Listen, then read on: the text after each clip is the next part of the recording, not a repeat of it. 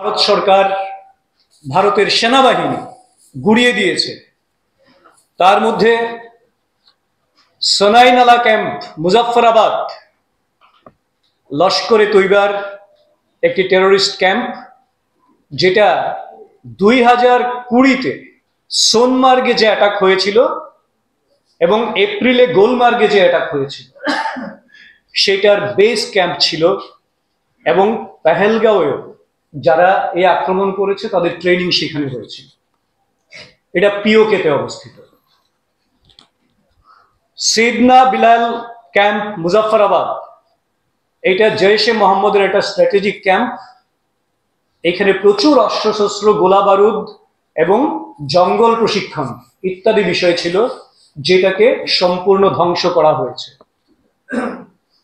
Gulpur camp, Kotli, এটা লস্করি তৈবার একটা base camp, যেটা রাজৌরি এবং পুঞ্চ সেক্টরে সবচেয়ে বেশি সন্ত্রাসবাদী কাজের সঙ্গে যুক্ত ছিল।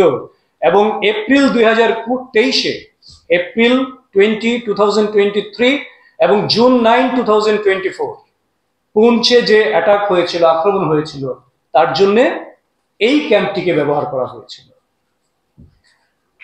ভীমবারের বার্নালা ক্যাম্প, এটা অস্ত্র ভান্ডার, বিভিন্ন বিস্ফোরক পদার্থ এবং জঙ্গল প্রশিক্ষণের জন্য ব্যবহৃত হয়।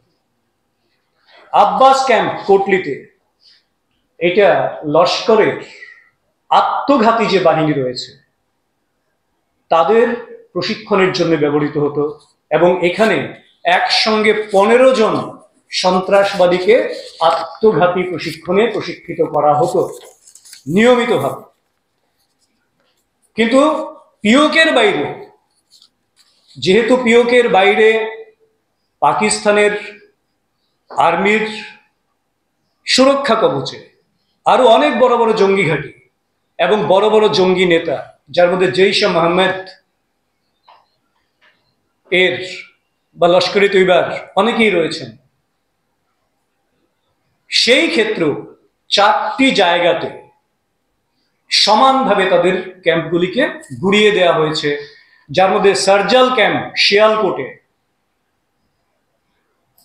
যেখানে জম্মু কাশ্মীর পুলিশের 4 জনকে মার্চ 2025-এ হত্যা করার জন্য এই ক্যাম্পকে ব্যবহার করা হয়েছিল। মেহমুনা জয় camp, Sialkot, Pathankot air force base camp আক্রমণ যেখান থেকে সংগঠিত হয়েছিল, এটি সেই ক্যাম্প। মার্কাজ তৈবা ক্যাম্প, মুরিদকে, যেখানে মুম্বাই হামলার সঙ্গে যুক্ত যারা, তার পরিকল্পনা, আজমল কাশবকে সেখান থেকে এবং ডেভিড হেডলিকে সেই ট্রেনিং ক্যাম্পে প্রশিক্ষিত করা হয়েছিল, যারা 26/11 সেই মুম্বাই হামলার মূল কারিগর ছিল। মার্কাজ সুবহানাল্লাহ ক্যাম্প, ভাওয়ালপুর, এটা জৈশে মোহাম্মদের হেডকোয়ার্টার, যেখানে জৈশে মোহাম্মদের যারা সন্ত্রাসবাদী হিসেবে তাদেরকে নিযুক্ত করা, তাদের প্রশিক্ষণ দেওয়া এবং তাদেরকে বিভিন্ন জায়গায় ডিপ্লয় করা, এই সমস্ত বিষয়গুলো যেখানে হতো। এই ধরনের 9টি ক্যাম্প সম্পূর্ণভাবে গুড়িয়ে দেওয়া হয়েছে।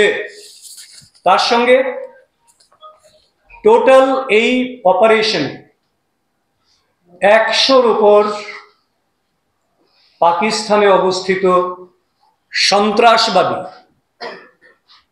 তাদেরকে মৃত্যুর কোলে ঠেলে দেওয়া হয়েছে। এবং সেখানে যারা রয়েছে, খালিদ আলিয়াস আবু আক্কাস, লস্করে তৈবার উগ্রপন্থী রয়েছে। মুদাসসির খাদিয়ান খাস, যাকে আবু জিন্দাল বলে আমরা জানি, রয়েছে ইউসুফ আজাদ, আব্দুল মালিক রাউফ, মুদাসসির আহমেদ, যারা আপনারা মনে করতে পারবেন 1999 সালে আমাদের একটি যাত্রীবাহী প্লেনকে হাইজ্যাক করা হয়েছিল, IC-814, যার বিনিময়ে একজন বড় সন্ত্রাসবাদীকে ভারত সরকারের সেই সময় এতজন যাত্রীকে বাঁচানোর জন্য ছেড়ে দিতে হয়েছিল। মাসুদ আজহার সেই জায়গায় তাদেরকে হত্যা করা হয়েছে, তারা এই সঙ্গেও যুক্ত ছিল এবং 1919 সালের পুলওয়ামা ব্লাস্টের সঙ্গেও তারা যুক্ত ছিল। মোহাম্মদ হাসান খান জৈশে মোহাম্মদের, এবং এই ধরনের বহু টেরোরিস্টকে হত্যা করা হয়েছে, সংখ্যাটা 100-র উপরে। এইটা ছিল ভারতের অপারেশন সিন্দুর। ওরা 26 জনকে মেরেছে, তাদের 9টি আস্তানা সম্পূর্ণরূপে গুড়িয়ে দেয়া এবং সেই সঙ্গে তাদের 100-র উপর উগ্রপন্থীকে মৃত্যুর কূলে পৌঁছে দেয়া। এবং এইটা যখন ভারত করছিল ভারতের জাস্টিসের জন্য, যে পেহেলগামের ঘটনা তার বিরুদ্ধে ন্যায় অর্জনের লক্ষ্যে, তখন পাকিস্তান উগ্রপন্থীদের হয়ে ভারতের উপর প্রত্যাঘাত শুরু করে। যদিও ভারতের এয়ার ডিফেন্স সিস্টেম তাদের বহু ড্রোন, মিসাইল, সমস্ত কিছুকে আকাশেই সম্পূর্ণ বিধ্বস্ত করে দিয়েছে, ধ্বংস করে দিয়েছে, ভারতের কোনো রকম আক্রমণ তারা করতে পারেনি। কিন্তু তার পাল্টা হিসেবে ভারত স্বাভাবিকভাবেই তার নিজের দেশের অখণ্ডতাকে রক্ষার জন্য, দেশবাসীকে সুরক্ষা করার জন্য ভারত 3 ঘন্টায়